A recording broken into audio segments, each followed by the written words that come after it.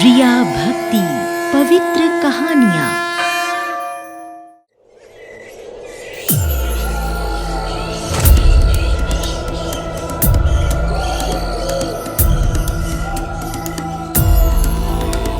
युगों युगों से कही जा रही, युगों युगों से सुनी जा रही, युगों युगों से कही जा रही, युगों युगों से सुनी जा रही।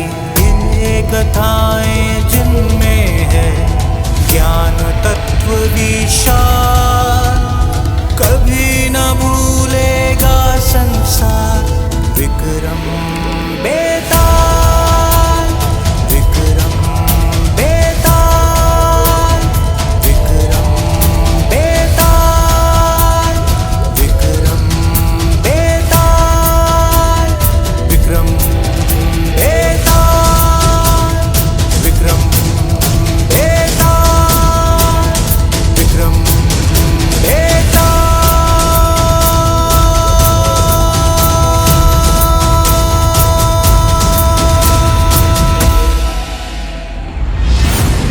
राजन, मिथिलावती नाम की एक नगरी थी। उसमें गुणगिप नाम का एक राजा राज करता था। उसकी सेवा करने के लिए दूर देश से एक राजकुमार आया, किंतु वो चाहकर भी राजा से मिल नहीं सका। उसे समझ नहीं आ रहा था कि वो कैसे राजा की सेवा करे।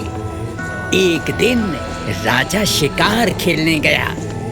राजकुमार को लगा राजा से मिलने का और अपनी भावना प्रकट करने का ये अच्छा अवसर है, तो वो भी चुपचाप राजा के पीछे पीछे चला गया। राजा जहाँ भी जाता वो भी वहीं पहुंच जाता। जंगल में राजा अपने सैनिकों से बिछड़ गया, किंतु राजकुमार उसके साथ चलता रहा। जब राजा अकेला रह गया तो राजा से राजकुमार ने कहा, महाराज, आपके सैनिक तो बहुत पीछे रह गए। अरे हाँ, कहाँ रह गए सब? और तुम कौन हो? महाराज, मैं दूर देश से आपके पास आपकी सेवा करने आया हूँ, किंतु आपसे मिल पाना संभव नहीं हो पा रहा था। ईश्वर की कृपा से आज वो शुभ घड़ी मिली है। अच्छा, तुम इतने कमजोर कैसे हो रहे हो? क्या बताऊं महाराज, ये सब मेरे कर्मों का दोष है। क्या मतलब? महाराज, मैं जिस राजा के पास रहता हूं वो हजारों को पालता है, किंतु उसकी दृष्टि मेरी ओर नहीं जाती। महाराज, 6 बातें मनुष्य को हल्का और हास्य का पात्र बना देती हैं। अच्छा, कौन कौन सी बातें? महाराज, वो 6 बातें हैं: खोटे नर की प्रीति, बिना कारण हंसी, स्त्री से विवाद, असज्जन स्वामी की सेवा, गधे की सवारी और संस्कृत के बिना भाषा। बहुत खूब, बहुत खूब। तुम बहुत अच्छी बातें करते हो, बहुत ज्ञानी लगते हो। महाराज, 5 चीजें मनुष्य के पैदा होते ही विधाता उसके भाग्य में लिख देता है। वो है आयु, कर्म, धन, विद्या और यश। भाई वाह, सच में तुमने बहुत पढ़ा है। अब ये बताओ कि तुम हमसे क्या चाहते हो? महाराज, मैंने कहा ना, मैं केवल आपकी सेवा करना चाहता हूं। आप बस मुझे अपनी सेवा करने का अवसर प्रदान करें। तुम बातें बहुत अच्छी बनाते हो। ठीक है, मैं तुम्हें यह अवसर देता हूं। आज से मैं तुम्हें अपना निजी सेवक घोषित करता हूं। सच? महाराज, मैं आपका ये एहसान कभी नहीं भूलूंगा।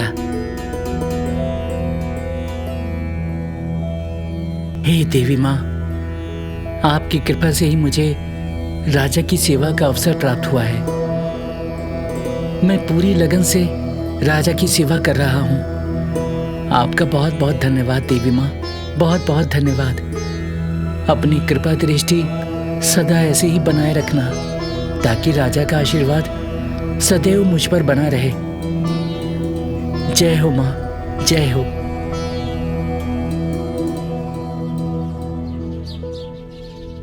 वाह, कितनी सुंदर कन्या है, साक्षात देवलोक की अप्सरा लगती है। क्या ये मेरी पत्नी बन सकती है? यदि देवी माँ की कृपा हो जाए तो ये मेरी पत्नी अवश्य बन सकती है। मुझे इससे बात करनी होगी। अब सुनिए। जी, आप मुझसे कह रहे हैं? जी हाँ, मैं आपसे ही कुछ कह रहा हूँ। कहिए, क्या कहना चाहते हैं आप? जी, वो मैंने जब से आपको देखा है मैं आपको पसंद करने लगा हूँ। तो क्या आप भी मुझे पसंद करती हैं?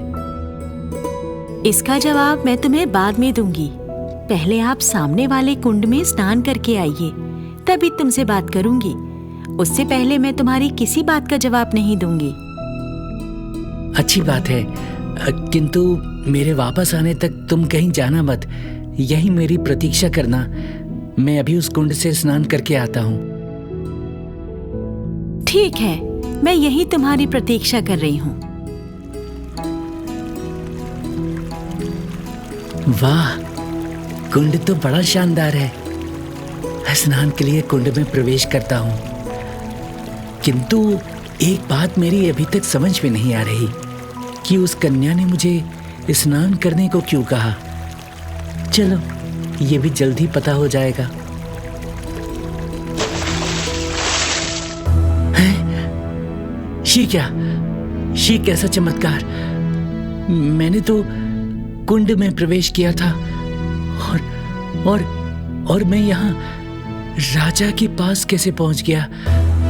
राजा मुझे कौतुक दृष्टि से देख रहे हैं। हाँ, ये कैसे हो गया? आश्चर्य, तुम अकस्मात कहां से प्रकट हो गए? महाराज, जितना आश्चर्य आपको मुझे यहाँ देखकर हो रहा है, उससे अधिक आश्चर्य मुझे स्वयं को यहाँ देखकर हो रहा है। लेकिन ये हुआ कैसे? महाराज, यही तो अचरज की बात है। देवी माँ के मंदिर के पास मुझे एक कन्या दिखाई दी। उसने मुझे कुंड में स्नान करने के लिए कहा और जैसे ही मैंने कुंड में प्रवेश किया तो स्वयं को आपके सामने पाया। है ना अचरज की बात? हाँ, है तो अचरज। हम उस कन्या से मिलना चाहते हैं। ठीक है महाराज, किंतु आपको मेरे साथ वहां देवी माँ के मंदिर में चलना होगा। हम तैयार हैं। देखिए महाराज, यही है वो कन्या। कन्या, तुम कौन हो? मैं आपकी प्रजा हूँ महाराज। मैं आपके रूप पर मुग्ध हूँ। आप मुझसे जैसा कहेंगे मैं वैसा ही करूंगी। अच्छा, ऐसी बात है तो तुम मेरे इस सेवक से विवाह कर लो। क्या? ये कैसे हो सकता है? मैं आपको चाहती हूँ, आपके सेवक से विवाह नहीं कर सकती। सज्जन लोग जो कहते हैं वो निभाते हैं। तुमने कहा कि जैसा मैं कहूंगा तुम वैसा ही करोगी, फिर इनकार क्यों? तुमने वचन दिया है, तुम्हें अपने वचन का पालन करना ही होगा। यदि महाराज की यही इच्छा है तो ऐसा ही सही। मैं आपके कहे अनुसार आपके सेवक से विवाह करके अपने वचन का पालन करने के लिए तैयार हूं। सेवक, तुम इस कन्या से विवाह करो। महाराज, आपका आदेश मेरे लिए ईश्वर का आदेश है। मैं अवश्य इस कन्या से विवाह करूंगा। ठीक है, हम अभी देवी माँ के मंदिर में दोनों का विवाह संस्कार संपन्न कराते हैं।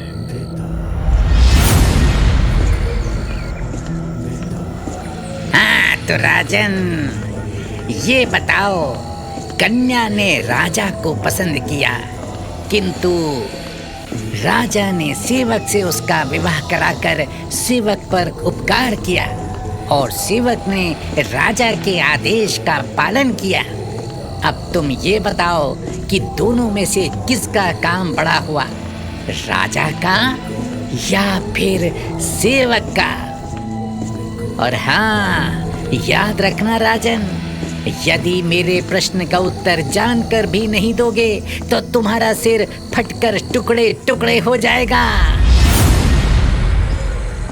बेताल, मेरे अनुसार सेवक का काम बड़ा हुआ। वो कैसे? क्योंकि उपकार करना तो राजा का धर्म ही था, इसलिए उसके उपकार करने में कोई विशेष बात नहीं हुई। किंतु सेवक, जिसका धर्म नहीं था, यदि उसने उपकार किया तो उसका काम राजा से बढ़कर हुआ। उत्तम, अति उत्तम राजन, अति उत्तम। तुम्हारा उत्तर सुनकर मैं बहुत प्रसन्न हुआ, किंतु तुम्हारा मौन फिर से भंग हुआ, इसीलिए तो मैं चला वापस।